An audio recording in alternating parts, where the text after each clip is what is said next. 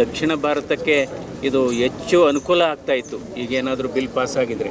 So ಆದರೂ ಕೂಡ ಇದನ್ನು ಏನೋ ಒಂದು ಜನರಲ್ಲಿ ಗೊಂದಲವನ್ನು ಮೂಡಿಸಿ ಈ ಬಿಲ್ಲು ಅದು ಸ್ಥಗಿತ ಆಯಿತು.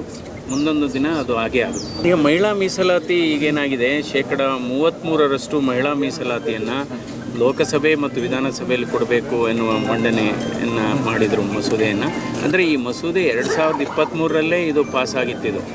ಆದರೆ ಅದನ್ನು 2029ನೇ ಚುನಾವಣೆಗೆ ತರಬೇಕು ಅನ್ನುವ ಉದ್ದೇಶದಿಂದ ಮಂಡನೆ ಆಗಿತ್ತು. ಅದರಿಂದ ಇವತ್ತು ಈಗ ಮಂಡನೆ ಸದ್ಯಕ್ಕೆ ಅದಕ್ಕೆ ಮಂಡನೆ ಆಗಲಿಲ್ಲ, ಅದಕ್ಕೆ ಅನುಮೋದನೆ ದೊರೆಯಲಿಲ್ಲ. ಮುಂದೊಂದು ದಿನ ಅದಕ್ಕೆ ಅನುಮೋದನೆ ದೊರೆಯುತ್ತೆ. ಯಾಕೆಂದರೆ ಇವತ್ತು ಮಹಿಳಾ ಮೀಸಲಾತಿ ಆಗಲೇಬೇಕು. ಅದು ಸಂವಿಧಾನದ ಅಲ್ಲಿ ಇರತಕ್ಕಂಥ ಮಹಿಳೆಯರಿಗೆ ಕೊಡತಕ್ಕಂಥ ಒಂದು ಹಕ್ಕು. ಯಾಕೆಂದರೆ ಇವತ್ತು ಭಾರತ ದೇಶದಲ್ಲಿ ಸುಮಾರು 70 ಕೋಟಿ ಮಹಿಳೆಯರಿದ್ದಾರೆ. ಏಕೆಂದರೆ ಈಗಾಗಲೇ ಲೋಕಲ್ ಬಾಡೀಸಲ್ಲಿ ಮೀಸಲಾತಿ ಇದೆ. ಅಂದರೆ ಇದು ಒಂದು ತಪ್ಪು ಕಲ್ಪನೆ ಜನರಲ್ಲಿದೆ. ದಕ್ಷಿಣ ಭಾರತಕ್ಕೆ ಇದರಲ್ಲಿ ಲೋಕಸಭಾ ಸದಸ್ಯರ ಸಂಖ್ಯೆ ಕಡಿಮೆ ಆಗುತ್ತೆ ಅಂತ. ಅದು ತದ್ವಿರುದ್ಧವಾಗಿ ಹೇಳೋದೇ ಆದರೆ ಅದು ಇನ್ನೂ ಜಾಸ್ತಿ ಆಗುತ್ತೆ.